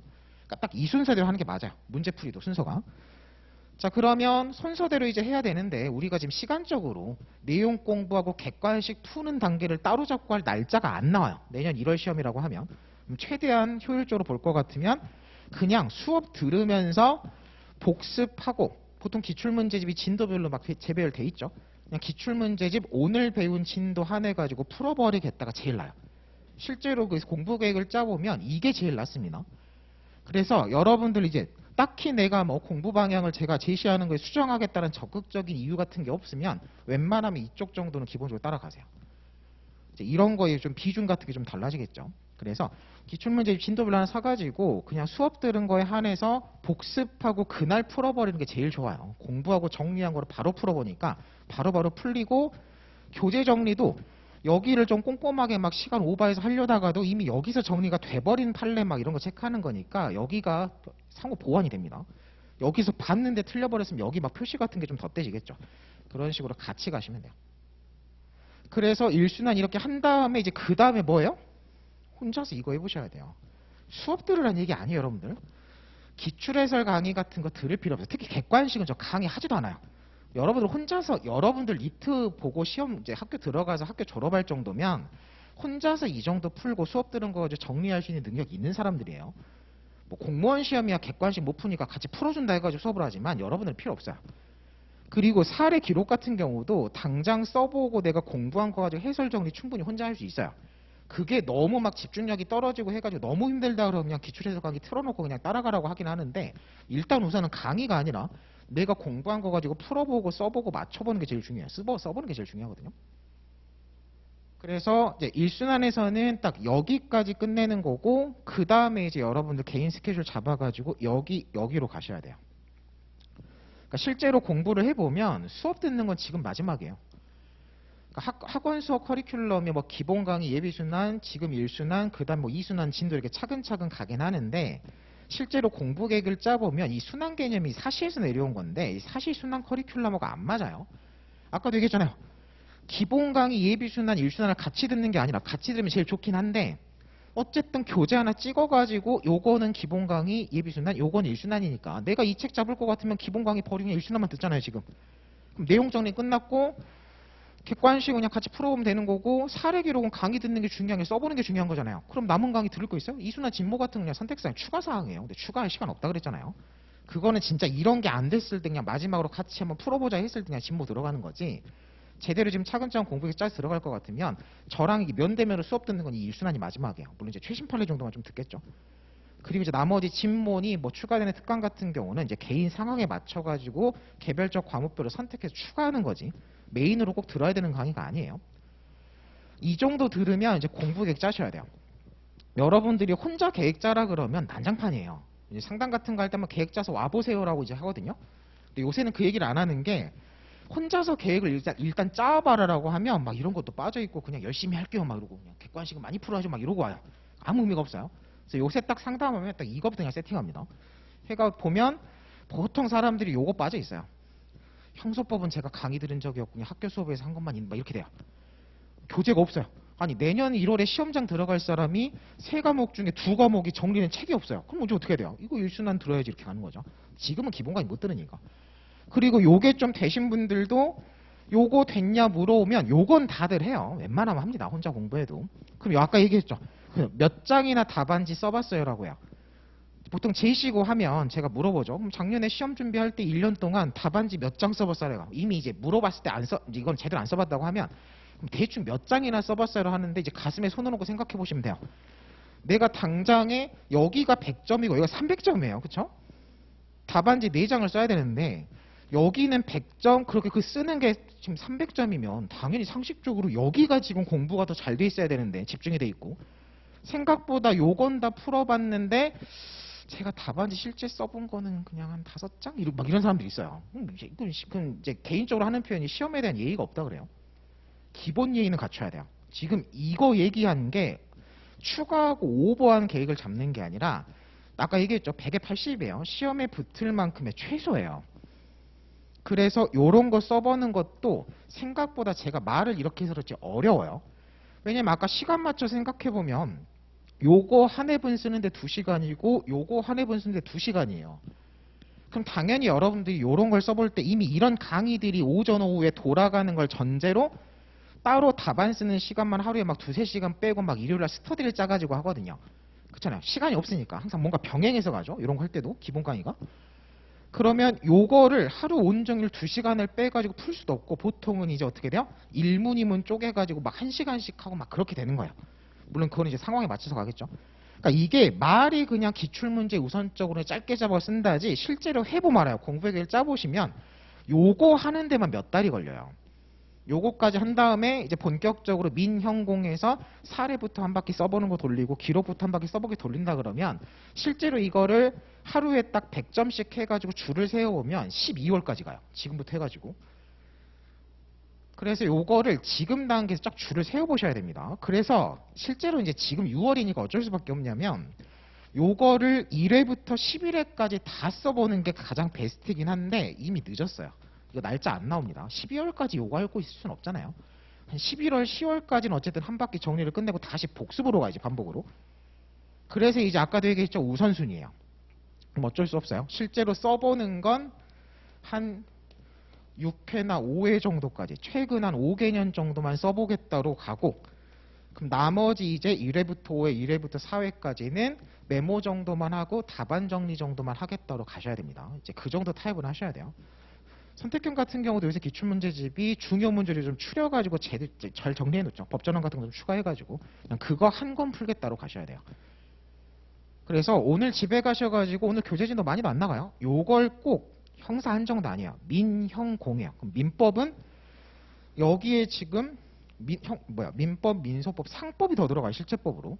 그리고 민기록이죠. 그리고 민기록은 형사기록처럼 그냥 특별법 정도만 하나 그냥 추가로 보는 게 아니라 민기록 같으면 요거 기본에다가 요건사실론, 민사, 집행, 보정까지 어느 정도 들어가요. 그러니까 과목이 여기 더 많아요. 기록에 해당하는 소과목이. 그런 것도 쫙 맞춰보고 이제 공법 같으면 헌법, 행정법, 공기록 가는 거죠. 오히려 공법은 이제 이런 것들이 좀 약하니까 좀 분량이 좀 적을 수도 있고. 그리고 선택 과목도 어쨌든 0.5는 잡아야 되니까.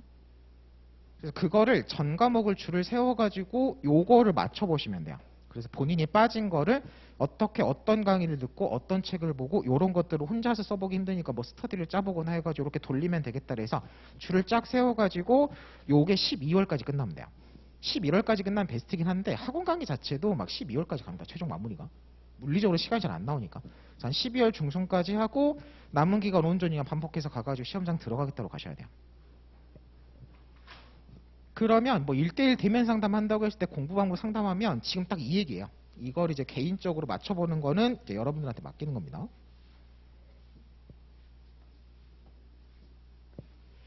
자, 그리고 이제 마지막으로 자, 일단 이제 교재를 펴보세요. 캡슐 첫 번째 페이지랑 그 쟁점 정리 형법 첫 번째 페이지를 펴시고 캡슐 3페이지, 쟁점 정리 형법 4페이지 그냥 부교재라고 할게요. 자, 그러면 아까도 얘기했죠. 교재를 정리를 하셔야 돼요. 뭐 단권화라는 표현 많이 쓰죠. 이제 교재 정리 방법만 좀 얘기하고 이제 끝내죠. 첫 번째 시간만. 이제 그럼 이제 내용으로 진도로 들어가야 되니까. 교재 정리를 한다고 하면 여러분들 항상 뭘 이제 같이 얘기할 수밖에 없냐면 사례 답안 작성법이 들어가요. 답안 작성을 어떻게 할 거냐랑 교재 정리가 왜 붙어 다녀요? 결국 답안에 쓸 거 정리하는 거예요. 자, 우리가 어쨌든 이 책 가지고 선사기를 한꺼번에 대비한다 치긴 하지만 일단 아까 중요한 거는 주관식이에요. 주관식은 300점이고 객관식은 100점이에요. 뭐 그렇다고 객관식 버리는 것도 아닌데 무슨 생각을 하셔야 되냐면 우리가 사례 기록, 특히 사례에서 중요 법리점, 막 학판검, 쟁점정리, 뭐 요새 문학판검이라고 하던데 아무튼 뭐 문학판검이든 쟁점정리, 학판검이든 어쨌든 그렇게 쓰는 법리 기재나 아니면 아예 그냥 판례 쓰고 포섭하거나 규정 쓰고 포섭하거나 하면 규정에 대한 판례에서 막 붙여가지고 법리 기재라고 사안 포섭해가지고 죄책임이 위법적법을 따지잖아요. 그런 주관식에서 내가 문제 풀면서 쟁점 도출해가지고 답안의 법리로 기재하는 부분은 객관식에서도 A급 판례예요. 그쵸? 주관식에서 중요 쟁점에 딸려 나오는 판례 규정은 형법, 형소법, 객관식에서도 A급 지문들이에요. 그쵸? 그러니까 상호 보완이 되는 거예요. 그러니까 뭔 소리냐면 주관식에서 이 판례 나왔네, 이 판례 이렇게 써야지, 이 판례 포섭하면 이게 기다 아니다 답을 낼 정도면 그 판례가 객관식에 나올 때 맞춥니다. 그걸 틀린 사람 없어요. 사례에서 풀어낼 정도인데 객관식에 그걸 아무리 장난을 쳐도 그건 다 맞춥니다. 그러니까 사례 공부가 되면 사례 공부, 주관식, 기록까지 포함해가지고 주관식 공부가 제대로 되면 객관식 한 80% 정도는 충분히 커버가 돼요. 그리고 이제 단순 객관식용 판례 지문 같은 거 나머지 20%는 기출문제 같은 거 풀고 교재 한 번씩 정리하면서 그냥 보완이 되는 거예요. 객관식 공부를 따로 하는 거에서 변시에서 없어요. 다른 거 그냥 차근차근 하면 다 보완되는 겁니다. 자, 그래서 교재 정리도 일단 물론 객관식용으로 단순한 단순 판례나 규정 정리하는 것도 당연히 있죠. 그런 것들도 당연히 다 밑줄 긋고 하긴 하는데 일단 교재 정리 기본은 주관식에 집중하는 거고 주관식이라고 했을 때 사례 기록이면 기록 이제 답안 작성법 같은 거 할 때도 얘기하죠. 결국 기록에서 쟁점 구성이 사실인정 쟁점하고 법률 판단 법리 쟁점이라고 나눴을 때 이쪽은 말 그대로 그냥 증거 개관해 하는 거니까 뭐 교재 정리할 것도 없어요. 이 형법 체계에서 이쪽 부분은 건드리는 게 없어요. 건드린다기보다는 따로 정리해 가지고 답안 써야 되는 건 없어요. 따로 정리하고 외우는 거는 다 이쪽에 몰려 있습니다. 근데 기록 답안에서 이쪽 쟁점은 사례 답안 구성하고 똑같아요. 법리 쓰고 사안 포서 결론 내는 건 똑같아요. 대신에 사례 답안 같으면 학판검을 다 쓸 거를 기록에서 그냥 판례만 쓰는 거예요. 그러니까 이쪽 쟁점은 사례 답안보다 기록 답안이 쓰기 훨씬 쉽고 간단한 겁니다. 똑같은 쟁점에서. 그럼 뭔 소리겠어요? 기록 이쪽은 사례 답안 공부하고 쓰는 걸로 충분히 커버가 돼요. 내용 겹친다는 얘기예요. 그리고 더 큰 게 사례니까 사례 공부하면 커버된다는 얘기예요. 물론 이제 문제를 푸는 방법 이제 기록까지 따로 다루는 거고. 자, 그래서 어쨌든 답안 작성법은 그래서 사례 답안 정리가 위주가 돼요. 여기서 얘기하는 거는. 그리고 교재 정리도 이쪽을 따라가는 거죠. 그럼 답안 작성을 어떻게 해요, 여러분들?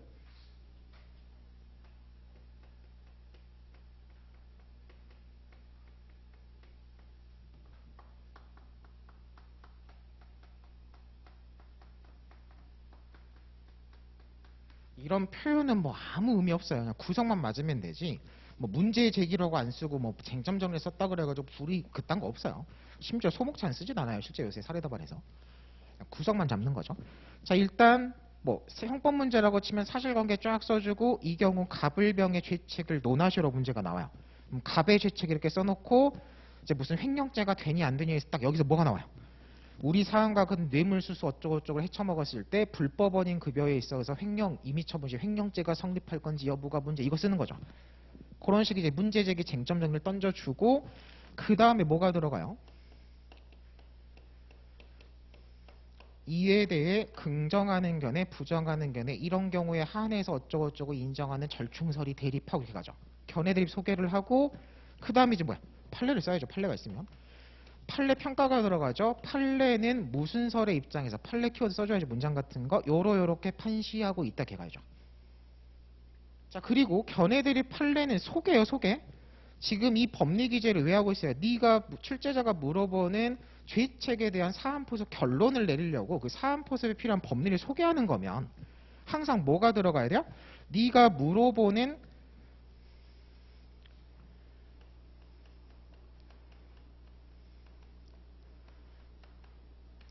죄책에 있어가지고 이런 식으로 된단다 안 된다 판례는 된다 이렇게 막 하고 있는데 나는 요게 타당하다고 생각해서 요거를 가지고 사안포섭에서 결론을 내리겠다라고 마무리해 주셔야 돼요. 답안 첨삭해보면 요거만 쓰고 요거를 누락하는 사람이 있어요. 그거 답안 읽을 때 되게 짜증나요. 논리가 없어요. 소개만 거창하게 막 여러 개 해놓고 뭐가 맞다 아니다도 없어요. 그냥 뭘 어떻게 쓰겠다도 없고 갑자기 그냥 그래서 된대요 막. 그러면 읽는 사람이 이건 논리가 깨지는 답안이기 때문에 생각보다 이거 거슬립니다. 물론 거슬린다는 얘기가 감점이 된다는 얘기고. 그래서 차라리 판례만 쓰면 상관없어요. 그냥 판례만 법리를 쓰면 그냥 판례대로 포섭하는 사람이거나 읽어주면 되거든요. 근데 견해 대입을 어쨌든 언급을 했으면 마무리를 꼭 하셔야 돼요. 검토 누락하시면 안 됩니다, 여러분들. 누락을 안 하려면 당연히 교재에서 정리하고 암기도 하셔야죠. 자, 그리고 나서 여기까지가 법리 기재죠.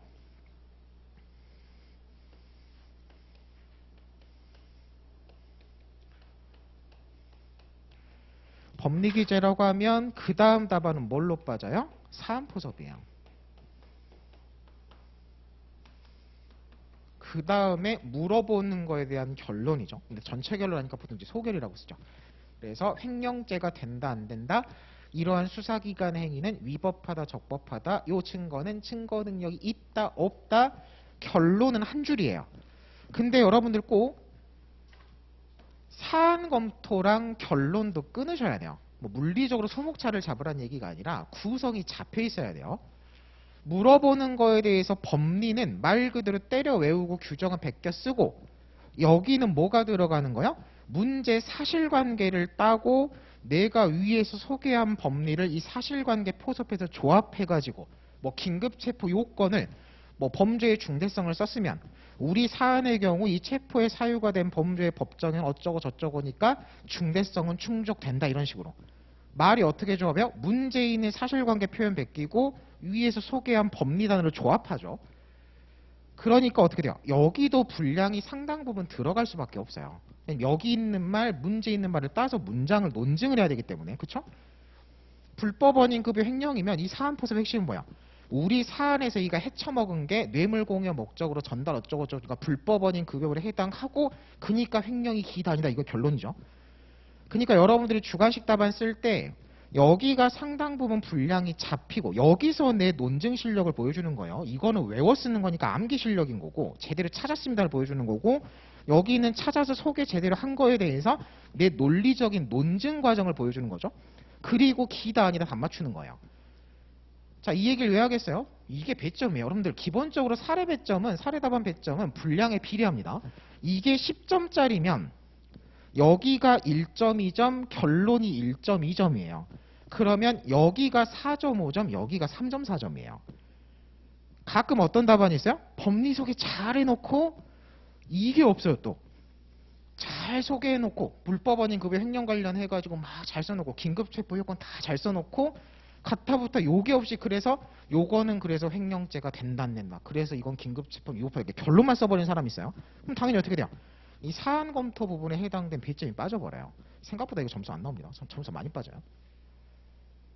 그래서 항상 여러분들 답안 쓸 때는 법리 이제 일단 문제 잡고 이제 내가 제대로 이 쟁점을 찾았다를 보여줘야죠.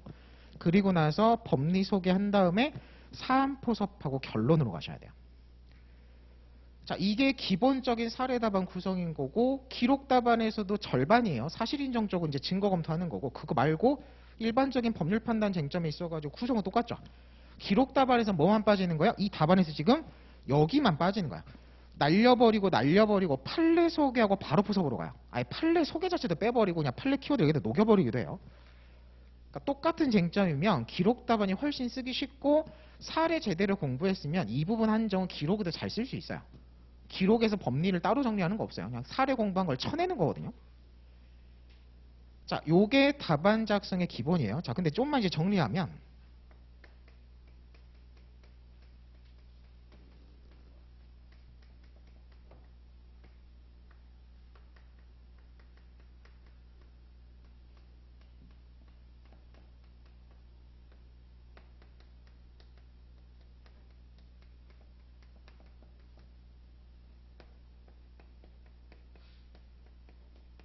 결론입니다. 자, 그리고 이제 실제 답안을 써보면 항상 이렇게만 쓰는 게 아니잖아요. 학판검을 쓰는 게 아니라 보통 법리기재라고 하면 원래는 가장 기본은 뭐야?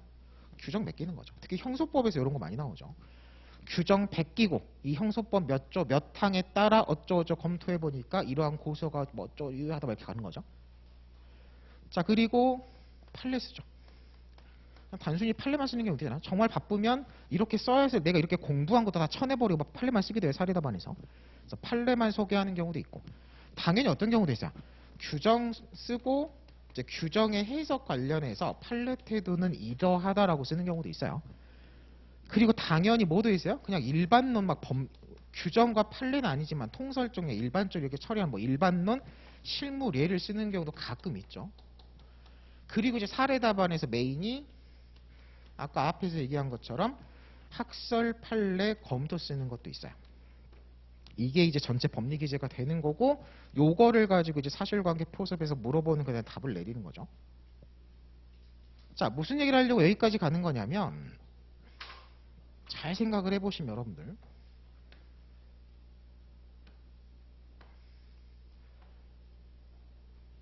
요거 지금 체크한 거 있죠. 규정이나 일반론 실물에는 내가 답안에 쓸 일이 있어요. 시험에 출제 가능한 내용이라고 하면 어떻게 하셔야 돼요? 외우셔야 돼요. 아니, 외우는 게 아니라 죄송해요. 여기까지. 밑줄도 다 헷갈렸어요. 자, 규정 부분 어떻게 하셔야 돼요? 외우는 게 아니라 베끼셔야 돼요. 시험장에서 법전을 주잖아요. 이게 여러분들 주관식 시험인데 법전을 안 주는 시험도 있어요. 경찰 간부 시험에 사례를 보는데 거기는 법전을 안 주거든요. 희한하게. 그럼 법전을 안 주는 시험이면 어떻게 해야 돼요? 규정도 때려 외워야 돼요. 규정을 내가 법리기를 쓸 규정이면 이거는 외워야지 써지니까. 근데 여러분들 시험 어떻게 해요? 법전을 주잖아요. 법전에 생각보다 정보가 많이 들어가 있습니다. 그러면 내가 규정 쓸 일이 있다 그러면 어떻게 하시면 돼요? 법전 해당 규정이 어디쯤에 있다만 미리 공부한 거 가지고 시간이 걸리면 안 되죠. 빨리 찾아가지고 베끼면 돼요. 물론 이제 베낄 때는 막 각호 흩어지는 거 문장 정리도 좀 하고 해야 되는데 이제 그런 것들은 간단한 거니까. 자, 규정은 베끼면 되는 거기 때문에 그럼 어떻게 접근하셔야 돼요? 외울 일이 없어요. 물론 이제 객관식 때려 맞출 정도로 암기는 하셔야 되죠. 근데 객관식 때려 맞출 정도로 눈에 바르는 암기하고 백지에다 생으로 외웠을 암기는 아예 다른 거죠, 공부가. 지금 객관식 때려 맞춘 암기 말하는 게 아니라 주관식 답안 쓰는 거 얘기하는 거니까. 그럼 어떻게 돼요? 규정을 외우고 있으면 시간 낭비 여러분들. 규정 베껴 쓰면 될 거를 외웠으면 답안지를 받아봤을 때 어떻게 되냐면 되게 부정확해요. 가끔 긴급체포 요건 쓰라 그러면 외워 쓰는 사람들이 있거든요. 가끔 많죠. 근데 긴급체포 요건 답안 채점할 때 제가 맨날 얘기하는 게 뭐 전문법칙에도 그렇고 뭐 긴급 특히 형사법에 그런 게 많죠. 제발 규정 좀 베껴 쓰라 그래요. 왜냐하면 실제로 외워 쓴 답안을 보면 더 부정확하고 막 틀려가지고 막 고치고 막 단어 꼬이고 비문 생기고 더 이상합니다. 그냥 규정 베껴가지고 충분히 커버가 되는 법리 부분은 규정을 베끼는 게 가장 정확하고요. 가장 안전해요. 너 왜 이렇게 썼냐라고 했을 때 법전을 들이는데 거기서 누가 태클을 걸어요. 그쵸? 하지만 내가 내 문장으로 쓴 거는 태클 걸릴 일이 많아요. 여러분들이 바쁘니까 문장을 정확히 안 쓰거든요. 그러니까 이 부분은 암기할 게 아니라 당연히 이거는 쓸 일이 있는 규정이다 체크는 하셔야 되고 당연히 공부 단계에서 뭐는 하셔야 돼요? 요런 규정 베끼려면 어디를 펴보니 있다 정도 하셔야 돼요. 조문 숫자를 외우라는 게 아니라 뭐 긴급체포 요건 같으면 형사법 대충 200조 쪽에 있었는데 이 정도는 있어야 돼요. 왜냐면 그걸 1조부터 넘겨가지고 찾아가지고 쓰면 안 되는 거니까. 생각보다 규정 쓸 일이 많거든요. 자, 그래서 규정은 외우는 게 아니라 찾아가지고 베껴 쓰는 문제인 거고 그리고 나머지가 뭐예요? 이건 암기 대상이에요.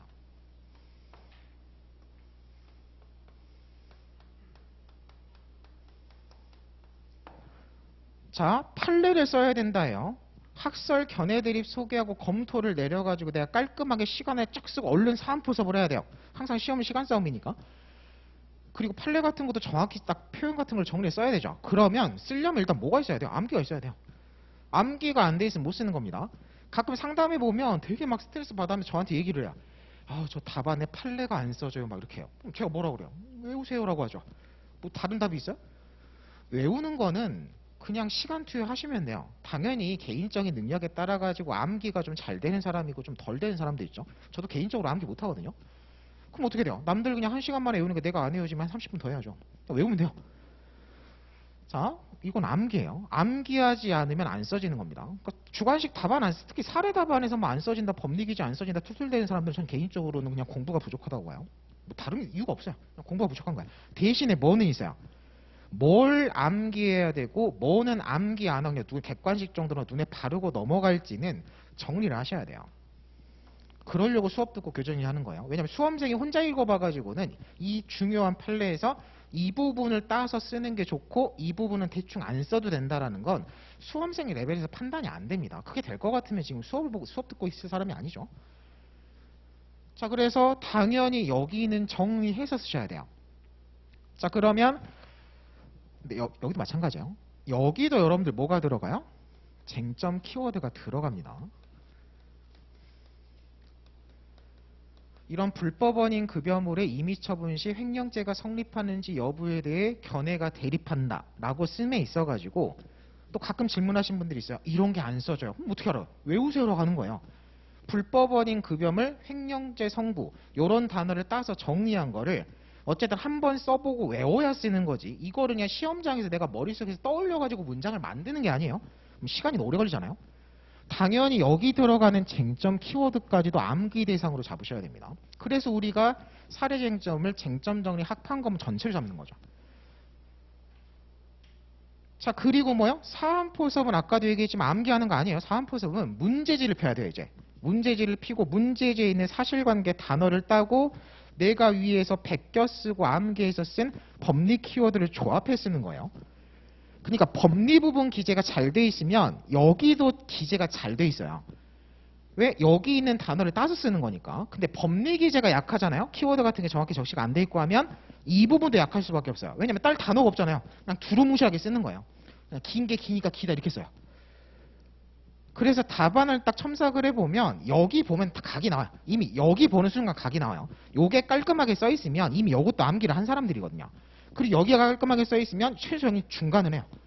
근데 이제 여기서부터 막 암기 안 돼 있어가지고 한 단어면 될 거를 막 단어가 암기가 안 돼 있으면 막 문장으로 풀어 쓰는 사람들 있죠. 그러면 이제 막 중언부언 해가지고 분량 이따만 근데 막 채점 줄 것도 없고 막 해가지고 여기도 난리여가지고 그냥 객관식도 아니고 답만 맞추고 끝나요. 주관식은 답 맞추는 건 당연한 거고 답 맞추는 거 가지고 뭐 맞췄다 시험을 잘 봤다 못 봤다가 아니에요, 여러분들. 어쨌든 자, 그러면 다시 와가지고 우리가 지금 뭐 하려고 여기까지 왔어요? 이 답안 작성법을 기본으로 해가지고 답안 작성 어떻게 할 건지 기초로 해서 교재 정리를 어떻게 할 거냐예요. 자, 그럼 이게 나왔죠? 일단 교재 정리에 뭘 체크하셔야겠어요? 일단 베껴 쓸 중요 규정 체크가 돼 있어야 돼요. 베껴 시험에 주관식에 나올 만한 중요 개정이 있고 객관식 정도로 그냥 언급하고 끝날 정도, 아니면 진짜 그냥 읽어보고 버릴 것들, 이런 것들이 체크가 돼 있어야겠죠. 그래서 중요 규정 체크해서 밑줄 그어야 되고 당연히 외울 것들 체크가 돼 있어야 돼요. 중요 A급 판례라고 했을 때 판례가 중요할수록 내용이 길잖아요. 막 이런 한 문단 막 여러 문단으로 돼 있는 것 중에서도 이 판례가 사례 문제에 나오면 이 판례의 핵심 키워드가 들어가야 돼요. 그렇죠? 그러면 그 부분에 문장을 체크하고 키워드 단어를 체크하고 이런 것들이 체킹해서 교재 정리 기본이 될 겁니다. 자, 일반론 이런 것들도 마찬가지고, 자, 그 다음에 여기를 이제 잡으셔야 돼요. 여기가 분량이 많잖아요. 근데 지금 여러분들 사례 답안 써보시면 아시겠지만 공부를 하면 할수록 답안지의 물리적인 공간이 부족해요. 시간도 부족하고. 그러니까 최대한 뭐야? 전체 답안을 백지 구멍 없이 시간에 맞춰가지고 완벽이 아니에요. 계속 얘기하면 100에 80이에요. 딱 그 정도 쓸 수 있을 정도 맞춰야 되기 때문에 자, 여기를 정리합니다. 쟁점 정리해서 키워드를 써야 돼요.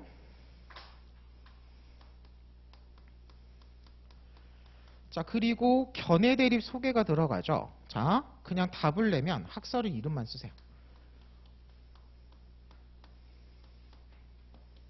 이따 이제 좀 더 세부적인 걸 보면서 좀 더 이제 구체적인 얘기는 하겠지만 원래 가장 이상적인 답안은 요런 걸 근거로 해서 이렇다는 긍정설, 요런 근거로 해서 이렇다는 부정설, 이런 걸 근거로 이런 경우에 한해서 된다는 절충설, 이게 기본이죠.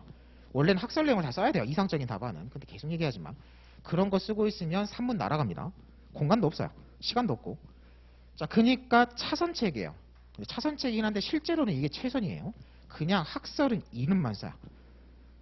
자, 뭐가 되는지 여부가 문제된다 해서 키워드 적시가 생각이 되면 긍정설은 요게 된다는 견해라고 특정이 돼요.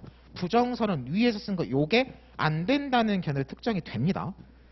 그리고 이제 여기 뭐만 좀 쓰는 거냐면 절충설의 내용 정도만 좀 하나 써주는 거예요. 왜? 절충설만 써가지고는 내용 특정이 안 돼요.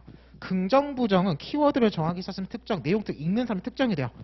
된다는 견해 쓴 거고 안 된다는 게 쓴 거지만 절충설로만 써버리면 뭐에 해도 된다가 답안이 특정이 안 되죠. 그래서 이따도 이제 수업 시간에 얘기하겠지만 절충설만 좀 내용을 써주는 거예요. 자, 그렇게 이제 내용 소개를 했으면 판례는 써야 돼요, 여러분들. 판례를 안 쓰는 건 없죠. 역시 여기도 키워드 위주로 쓰셔야 되고요. 검토 누락하지 말라 그랬죠. 소개를 했으면 내가 사안포섬 이 검토 내린 거 가지고 하는 거예요. 소개만 늘어놓으면 안 됩니다. 자, 그래서 여기는 그래도 근거를 하나 써줘요. 내가 취하락설이니까. 요런 거를 따져보면 요런 견해가 타당하다. 이런 식으로.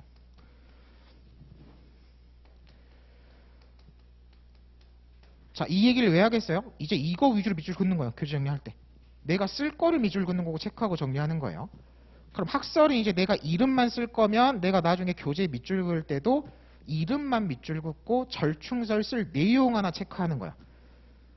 그런 식으로 이제 교재 정리 기본이 되는 거고요. 실제로 이제 답안을 어떤 식으로 활용하시면 되냐면, 제가 이걸 이제 설명하려고 소목차를 잡아놓은 거지, 실제로 답안을 쓰면 어떻게 돼요? 답안 문단 구성이 요거 한 문단, 요거 한 문단이에요. 그 다음에 이거 한 문단이에요. 구성은 다 쪼개지만 실제로 답안을 써보면 알아요. 소목차 잡을 여유도 없어요. 요거 한 문단, 이거 법리기재 한 문단, 아까 이쪽 오른쪽에 쓴 거예요. 그리고 사안 검토 결론도 결국 사안 포섭은 결론이 나오거든요. 마지막 문장에. 그러니까 결국 그냥 이거 하나로 묶어 쓰는 거예요. 소목차를 나눌 물리적 공간도 아까우니까. 자, 그래서 이 부분을 실제로 답안을 써보면 어떻게 되냐면 틀을 잡으란 얘기예요. 이제 틀에 맞춰가지고 공부하고 정리할 거니까. 문제 제기를 썼죠. 문제 제기까지 그냥 붙여 써버려도 돼요. 그냥 한 문자를 잡는다 치면.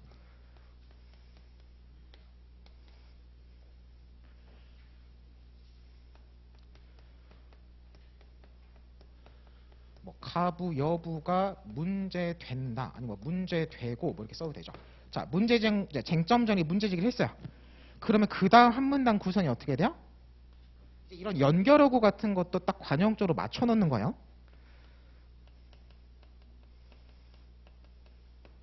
자, 그리고 학설을 너무 끊어치니까 이게 좀 답안이 없어 보일 수 있거든요. 이 정도 넘버링 붙여주세요.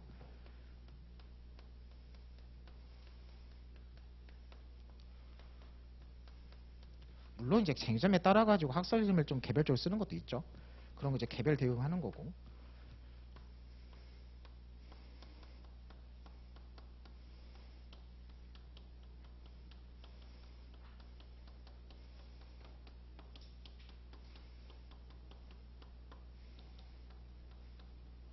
좀 이겼습니다. 죄송해요. 너무 지저분하네요.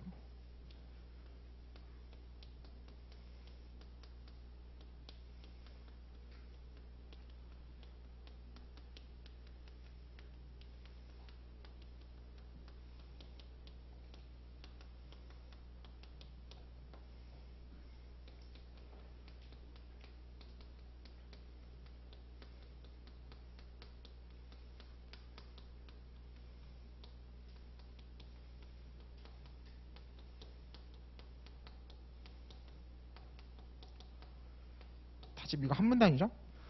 자, 여부가 문제된다 딱 한 줄 하고 뭐 줄을 나누어 안 놔두든 이에 대해서 긍정설, 부정설 이런 경우에 해안에서 인정하는 절충설이 대립하고 뭐 대립한다 컴마 찍어도 되고, 그리고 판례를 평가해 주셔야 돼요. 평가가 되는 판례들이 일반적이죠. 물론 평가가 안 되면 생략하는 거고, 판례는 이거 중에 이런 설의 입장에서 평가를 해주는 게 좋아요.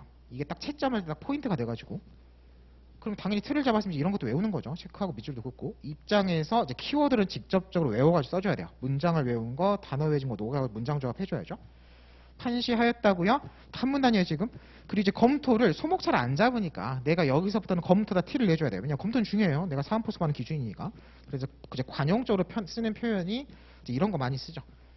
생각건들 이렇게 컴마 하나 찍어주고 근거 하나 쓰고, 내용을 쓰라는 게 아니라 근거 하나 써주고, 이런 거를 따져봤을 때 무슨 설이 타당하다 이렇게 가요.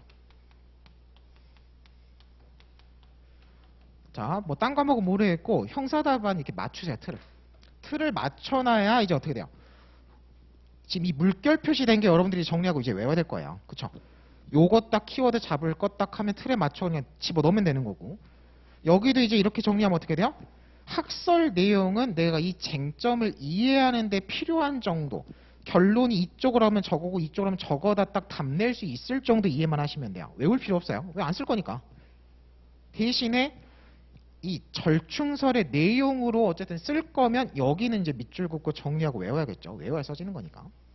그리고 당연히 이제 판례 평가, 판례 키워드 밑줄 긋고 암기해야 되고, 검토 내릴 거, 이 쟁점은 요걸로 가겠다가 잡혀 있어야 돼요. 가끔 어떤 쟁점 같은 경우는 문제에서 물어보는 거에 따라서 이리 가는 것도 저리 가는 거 둘 다 정리를 하는 것도 있어요. 그럼 두 개를 이제 암기해야 되는 거죠. 그래서 근거랑 이게 타당하다 잡으시면 돼요. 그럼 여기가 딱 지금 뭐예요? 법리기재 한 문단이에요. 요렇게 써야 돼요, 여러분들. 요걸 소목차를 나누고 있으면 뒤에가 빵꾸납니다. 공간이 없어가지고. 그리고 이런 답안 작성은 특히 공법적도 다 똑같아요. 헌법이나 행정법, 특히 행정법 이런 것들 다 더 전형적으로 들어가죠. 딱 이 틀에 맞춰가지고 이제 공부한다고 생각하시면 돼요. 자, 그래서 부교재를 한번 보시면 다 이거 맞춰서 해놨습니다. 이게 정말 답안을 막 기술적으로 테크닉적으로 쓴다 그러면 이 틀을 또 깨가지고 한번 막 더 녹여 쓰는 것도 있고 한데 변신은 거기까지 갈 수도 없어요. 사시답안 같으면 이런 거 좀 유치한 답안이니까 좀 더 잘 써보자라고 막 하는 경우도 있는데 여러분들한테는 언급도 안 합니다. 교재도 그래서 다 맞춰놨어요. 자, 4페이지 한번 보세요. 내용을 지금 보는 게 아니라 틀을 보는 거예요. 쟁점 정리 보시면 일단 키워드 같은 거, 학설 이름 같은 거, 판례 키워드 같은 거 기본적으로 굵은 표시는 다 해놨죠. 그래서 혼자서 보더라도 이걸 기준으로 체킹하고 보는 거예요. 여기다가 좀 더 이제 추가로 되는 거죠, 밑줄이. 보완 처분 소급표 금지 원칙 적용 여부예요. 그러니까 문장 표현은 달라도 이 단어는 들어가야 된다는 얘기예요. 쟁점 정리에서. 자, 그리고 견해 대립이 어떻게 들어가요? 긍정설, 부정설, 개별 판단설이 절충설이죠. 근데 개별 판단설은 내용을 써도 되고 안 써도 되는 게 학설 이름 정도에서 어느 정도 내용 유추가 되죠. 그러니까 바쁘면 진짜 이름만 써도 돼요. 이런 것들은 이제 뭐야? 약간 임기응변식으로 그냥 줄이고 느리고 좀 하는 거예요. 자, 그리고 판례 태도 아까 평가죠. 판례는 이런 개별 판단설의 입장에서 요렇게 판시한 바 있다. 실제 수업 시간에 좀 더 이제 표현 정리를 할 거예요. 다 쓸 수 없어요. 이거 다 외우는 거 불가능해요. 그러니까 2개 정도 빼가지고 개별 판단 입장에서 요거 이렇게 한 바 있다. 이렇게 딱 정리하라고 이제 가르칠 겁니다. 자, 그리고 생각건데, 자, 근거도 사시답안 같으면 논리적 완결성과 법리적인 우수성을 따져요. 변시답안은 이미 그거 포기한 거예요. 우리는 학설을 날리는 순간, 내용을 날리는 순간 논리적인 완성은 그러니까 논리적인 완결성 그냥 최소만 가는 겁니다. 우수한 답안을 쓰려고 하는 게 아니에요. 그러니까 검토 근거도 가장 쓰기 편한 거를 남겨요. 그러니까 이게 이 교재가 내용적 완결성으로 오면 되게 좀 완결성이 떨어져요. 왜냐하면 학설 내용 같은 거를 막 논리적으로 연결시켜 놓은 게 아니거든요. 검토 근거 같은 것도 그냥 쓰기 편한 거 써놓은 겁니다. 어쨌든 쓰기 편한 걸로 검토 딱 밑줄 개별 판단설 타당해요. 이거를 문장을 지금 맞춰놓은 거예요. 제가 지금 가르치는 걸 맞춰가지고. 그래서 지금 뒤에 있는 것도 웬만하면 다 이 틀에 맞춰놨거든요. 자, 그럼 여러분들이 이제 대충 교재 정리하고 공부하는 방향이 나오죠. 그래서 이렇게 사례용으로 이렇게 쟁점 정리한다고 했을 때 이 틀에 맞춰가지고 밑줄 긋고 답안 쓸 것까지 생각하면서 가시면 돼요. 항상 답안을 쓰고 문제 풀 생각을 하면서 공부를 해야지 완급 조절이 됩니다. 되게 내가 오버해가지고 공부를 하려다가도 결국 이거 시험 답안에도 못 쓸 거 뭐하러 외우긴 이렇게 되는 거야. 항상 그 생각을 하면서 좀 공부를 하셔야 돼요. 자, 그럼 이제 마지막이에요. 근데 여러분들 그러면 이제 밑줄 같은 걸 그으면서 내가 이제 책 정리를 할 거잖아요. 그럼 이제 효율적으로 가려면 어떻게 돼요? 구별이 돼 있어야 돼요. 뭐가 판례고 뭐가 규정이고 뭐가 일반론이다가 내가 딱 봤을 때 한눈에 구별이 돼야 돼요. 그래야 내가 나중에 판례 위주로 책을 한번 훑겠다 그러면 판례 부분만 딱 따서 볼 거고 쟁점 키워드 위주로 해가지고 보겠다 하면 쟁점 키워드를 딴 거랑 구별해야지 이게 정리가 될 거잖아요. 자, 그래서 보통 이제 색깔로 구별합니다. 물론 이제 지금 하는 건 이제 추천이에요. 본인이 원하는 다른 스타일 있으면 거기 따라가시면 돼요. 근데 이제 제가 수업 시간에 제가 이렇게 공부를 했었어가지고 말을 할 때, 자, 여기입니다. 자, 쟁점 키워드 같은 경우는 눈에 진짜 들어와야 돼요. 빨간색으로 가요. 그러니까 가끔 제가 수업할 때, 자, 쟁점으로 체크하세요라고 하긴 하는데 가끔 제가 그냥 말로 할 때 그냥 빨간색으로 체크하세요 하는 경우도 있어요. 그러면 이제 쟁점 키워드 체크하는 거구나라고 선회하시면 돼요. 자, 그리고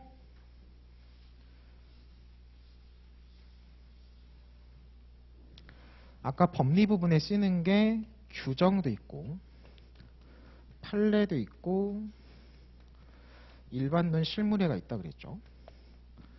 불변금의 의 같은 걸 써야 될 거잖아요. 물론 이제 규정도 베끼지만. 그 다음에 학판검 있죠. 이거 이쪽으로 가고. 자, 일단 간단한 것부터. 규정도 당연히 규정 객관식도 많이 나오죠. 특히 형사부 같은 경우 규정도 베낄 리도 있고. 전체적으로 뭐 선사기 무시하고 규정으로 내가 체크하는 것들은 이제 저 같으면 그냥 파란색으로 통일해서 가라 그래요. 눈에 좀 들어오게. 자, 그리고 판례는 정말 중요하죠. 판례는 막 객관식도 나오고 기록 다 나오니까 뭐 객관식형 판례, 주관식 판례 무시하시고 어쨌든 밑줄 긋는 건 다 판례는 통일해가지고 녹색으로 갑니다. 물론 이제 본인이 원하는 스타일로 가시면 돼요.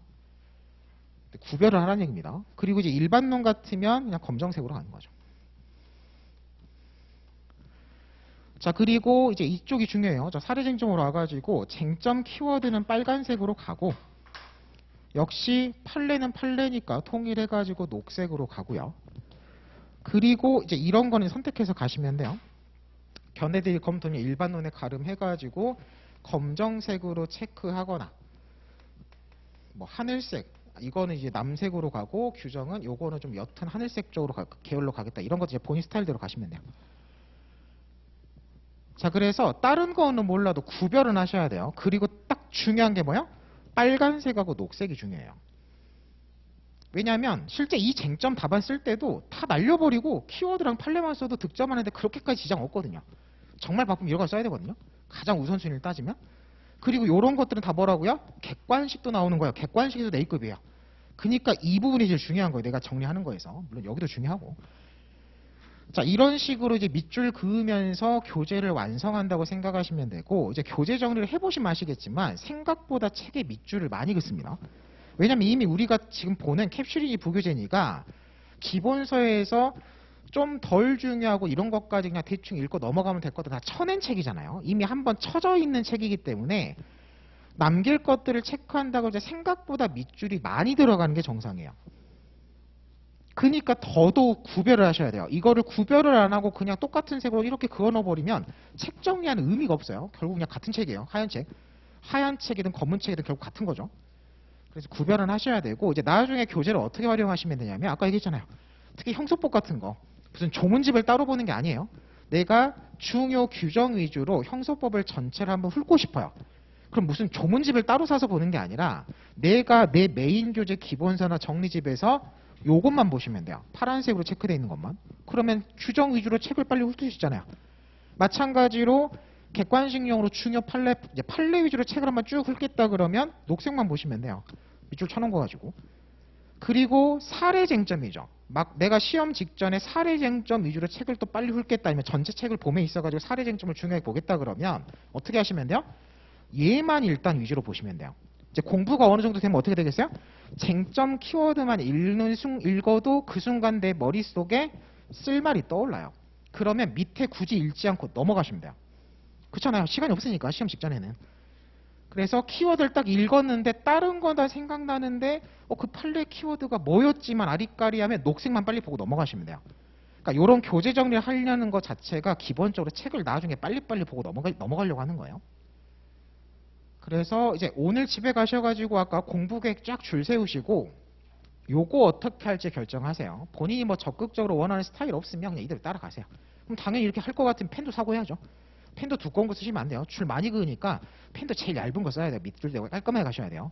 책을 너무 지저분하게 보면 실제로 어떤 피드백이 있냐면 시험 직전 막 두세 달 남았는데 찾아와가지고 제가 이 책을 열심히 공부하게 했는데 책이 너무 지저분해가지고 눈에 안 들어오는데 책을 바꿔야 될 걸 막 질문하시는 분들이 은근히 1년에 한두 명씩 있어요. 그러니까 막판까지 이거를 계속 반복해서 덧대가지고 볼 거를 생각하면서 책은 최대한 처음 볼 때보다 깔끔하게 가셔야 돼요.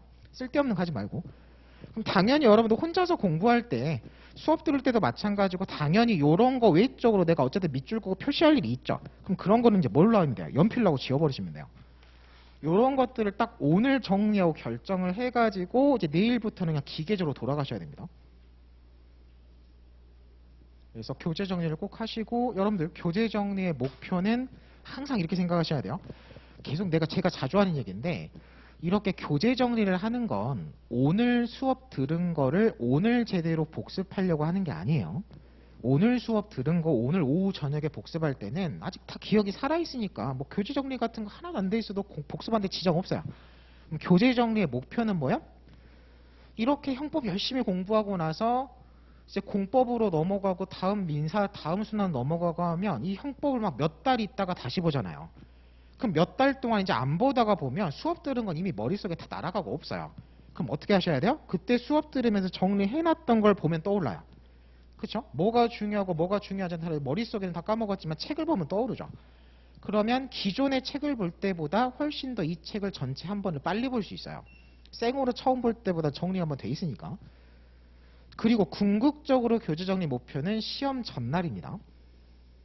시험들 다 봐봤잖아요. 어떤 시험이든. 시험 전날 딱 D-Day가 딱 잡히면 열심히 1년 3년 공부한 거 한 몇 달, 한 달 전부터 해가지고 형사법 한 2주 전에 해가지고 D-Day 한 2, 3주 전에 한 일주일, 한 3일 동안 형법 한번 전체 한번 보겠다요. 그러면 실제 이 형법을 내가 1년 막 3년 동안 공부한 거를 거의 하루 이틀 만에 다 봐야 되거든요. 발췌해서 보는 게 아니에요. 나올 만한 것만 찍어가지고 발췌해서 보는 거는 시험을 운에 맡기는 거 도박이에요. 그건 시험은 A급만 나오는 게 아니니까. 첫 페이지부터 마지막 페이지까지 전체를 다 보는 거예요. 책을 볼 때는 막판 정리할 때. 대신에 처음부터 끝까지 정독하고 있으면 시험이 끝날 거니까 내가 1년 동안 정리한 거 위주로 아까 얘기했죠. 이거 딱 봤더니 다 떠오르면 밑에 안 읽고 넘어가도 돼요. 그런 식으로 한두 시간 만에 하루 이틀 만에 그리고 시험 전날이면 한두 시간이죠. 시험 전날 4시간 나오잖아요. 형법 1시간, 형수 1시간, 기록 1시간, 1시간 이제 멍 때려야 돼요. 문제 좀 읽어보고. 그럼 딱 4시간이거든요. 그러면 이 책을 내가 막판에 첫 페이지부터 마지막 페이지까지 쟁점점 형법까지 해가지고 넘기면서 보는 게 1시간이에요. 그러면 교재 정리가 제대로 안 돼 있으면 물리적으로 불가능합니다. 그럼 진짜 발췌해야 돼요. 발췌하는 순간 이제 시험이 운으로 가는 거예요. 그래서 교재 정리의 목표는 시험 전날 1시간 동안 메인 교재, 부교재 다 1페이지부터 넘겨가면서 보면서 1년, 3년 공부한 걸 한번 떠올리고 부족한 거 몇 개 암기하고 시험장 들어가려고 하는 거예요. 그 생각을 하면 여기다가 밑줄을 더 그으려다가도 멈칫하는 거고 안 그으려다가도 긋게 돼요. 내가 시험 전날 봐야 되니까. 실제로는 시험날 아침도 한번 봐요. 시험날 아침에 한 2시간 정도 공부할 시간이 있거든요. 실제 해보시면 아시죠? 그러면 한 2, 3주, 한 달 전에 전체 한번 며칠 잡아가지고 보고 시험 전날 전체 한번 빨리 훑고 시험날 아침에도 전체 한번 봤어요. 그럼 시험에 왜 떨어져요? 뭐 브리타가 나와가지고 한두 개 못 쓰는 거 누락하는 거는 부는데 전혀 지장 없어요. 여러분들. 시험에 떨어지는 건 내가 브리타를 하나 통누락해가지고 떨어지는 건 없어요. 그냥 다 쓰는 거를 못 써가지고 떨어지는 거지. 근데 시험에 나올 만한 거를 기본선 또는 기본서에 가름하는 책이잖아요. 이건 그냥 사리 쟁점 암기지 뽑아놓은 것도 아니고 여기 전체 내용을 커버해가지고 여기 있는 것만 다 시험 전날 받고 아침에 봤으면 다 써올라요. 좀 부족할 수 있어도 그거 가지고 다 맞췄으면 붙는데 지장 없습니다. 형사법은 어느 정도 분량이 또 한정되어 있기 때문에 점수 받기 제일 좋은 과목이에요. 공부해가지고. 자, 그래서 교재 정도 잘 하셔야 돼요. 자, 여기까지 하면 이제 뭐야? 오리엔테이션 끝이에요. 이 얘기를 웬만하면 일순환 이제 시간도 없고 하니까 그냥 생략을 하고 싶어도 생각보다 여러분들이 공부 방향이나 이런 것들이 안 잡혀있고 그냥 약간 관성적으로 공부하는 사람들이 많아가지고 어떤 수업이든 이 얘기를 첫날에 할 수밖에 없어요. 근데 좀 이제 기존에 제 수업 들으셨던 분들은 좀 중복이 많이 되죠. 자, 그래서 일단 오리엔테이션 여기까지 하고요. 이제 쉬었다가 다음 시간에 이제 바로 진도로 들어가죠. 그래서 쉬었다가 이제 교재 3페이지부터 들어가도록 하겠습니다.